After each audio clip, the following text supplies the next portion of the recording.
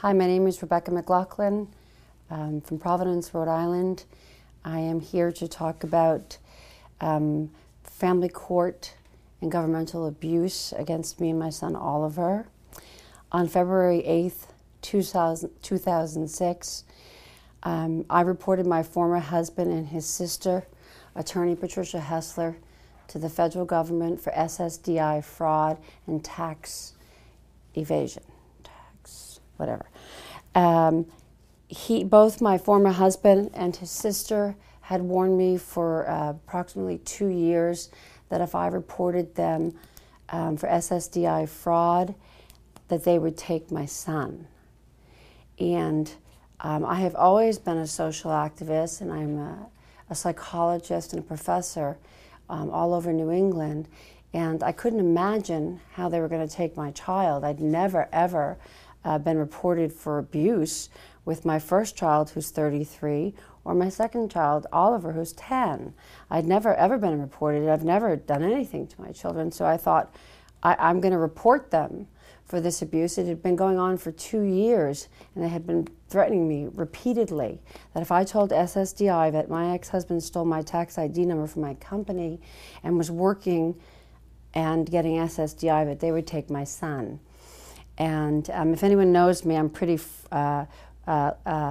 forthright verbally, and so my ex-husband asked me on February 8th at about 9 o'clock in the morning if I had told SSDI, and I said, yes, I did. And you need to stop using my tax ID number for my company. And he said to me, he said, there will be consequences for your behavior. And that night, at about 7 o'clock, he showed at my home with the police surrounded my house. I could see them outside the windows, and they said, get down, give us your weapons, and give us your son. And I said, I have no weapons. What are you talking about? I have no weapons. I just have my dog. And they said, you are to get down, you are to give us your child, and that's that. We have an order here. And it was an order. It said that it was an ex parte, which meant that I wasn't there. I had nothing to say about this taking of my child. And it said that I was to give my ex-husband my son. I was to have no contact with either of them. I was to have supervised visits, and I was to be in court on February 13th, 2006 with a psychiatric evaluation. And I, of course, as some of the other women mentioned, ran off and admitted myself into a locked facility and had a psychiatric eval for 6 hours, drug testing, alcohol testing, and they let me go. And they said, there's nothing wrong with you.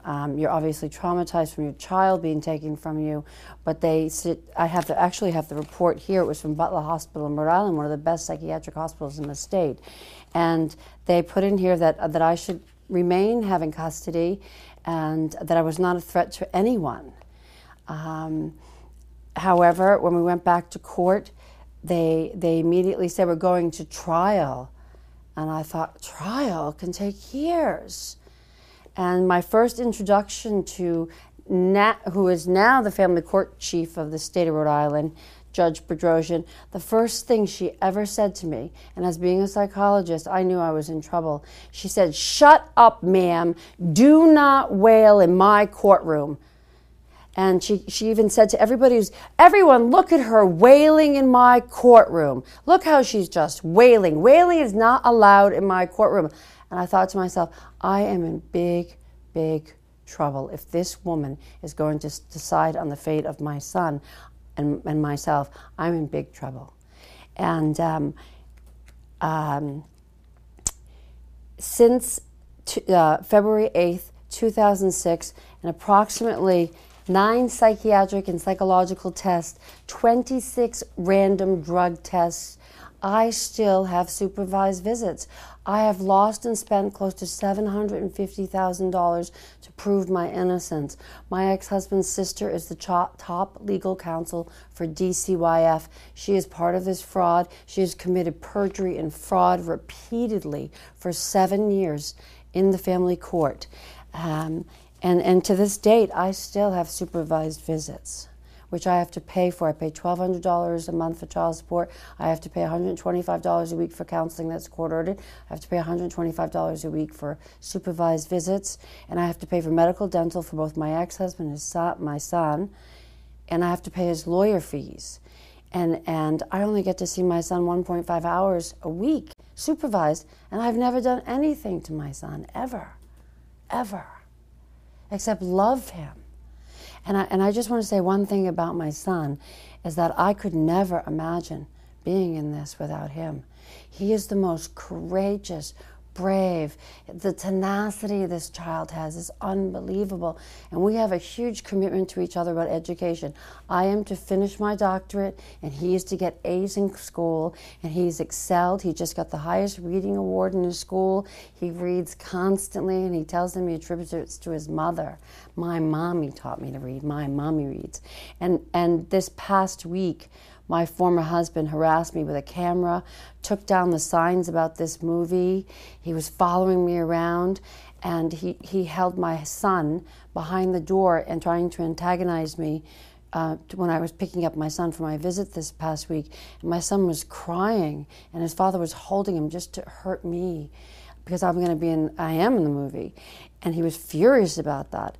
And when I saw him, finally he let my son visit with me, after I called the police, and my son said to me, "Mommy, why hasn't the police ever come to help me in 7 years, Mommy? Why won't they stop Daddy from hurting me, Mommy?" And then he said, "You are not to back out of that movie, Mommy. You have got to do that movie, and you have got to tell people what Daddy and Auntie Tricia and the Drudge are doing to me, Mommy." And that was the last time I saw him on Wednesday. And that's what he said, "Mommy, do the movie. No matter what Daddy does, Mommy, do that movie." So here I am.